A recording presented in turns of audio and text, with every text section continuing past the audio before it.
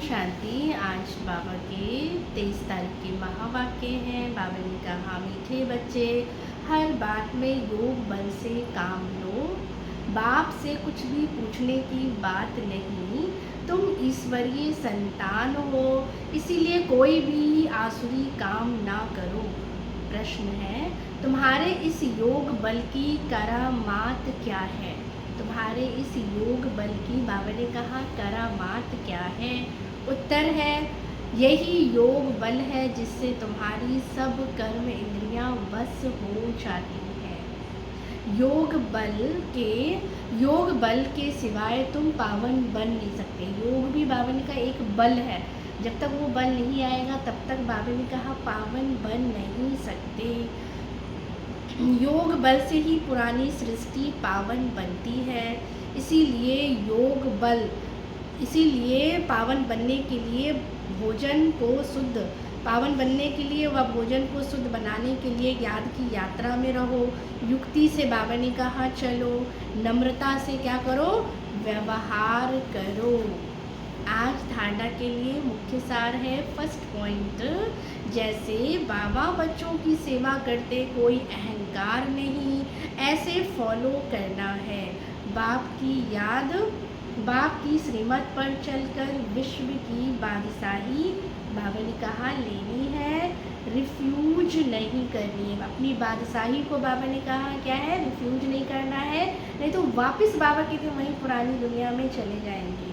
Second point, बापों का बाप, पतियों का पति, जो सबसे ऊंच है, विलव्ड है, उस पर जीते जी बाबा ने कहा न्योछावर जाना है।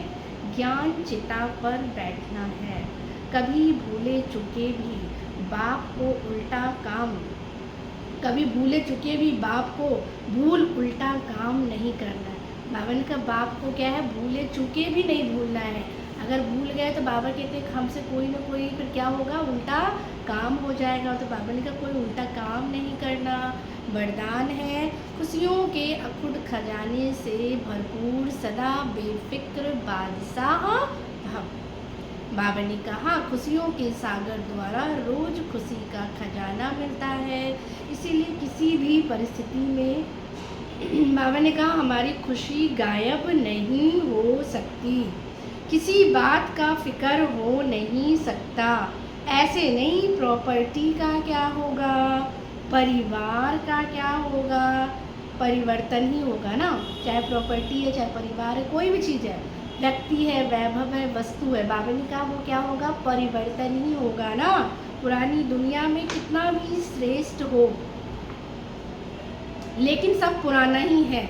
इसीलिए बाबा ने कहा बेफिक्र बन गए, जो होगा अच्छा होगा। ब्राह्मणों के लिए सब कुछ बाबा कहते हैं अच्छा है, कुछ भी बुरा नहीं है। आपके पास ये ऐसी बादशाही है जिसे कोई छीन नहीं सकता। तो बाबा ने कहा ब्राह्मण माना ही सब कुछ क्या है? अच्छा ही अच्छा है, एवरीथिंग इज़ गुड। तो इसलिए बाबा ने कहा गीता का सार भी क्या है?